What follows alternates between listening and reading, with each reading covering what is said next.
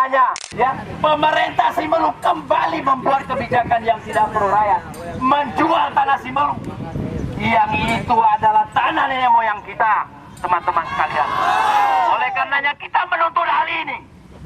Ini bukan hak mereka, ini hak kita. Dari dulu kita sudah tinggal di situ.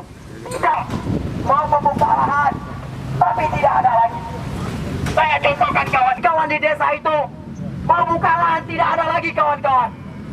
Kita harapkan, kita minta janji-janji dari Gubernur Aceh, Kepala Dinas menjumpai kita untuk sementara program itu tidak akan dilaksanakan. Allahu Akbar.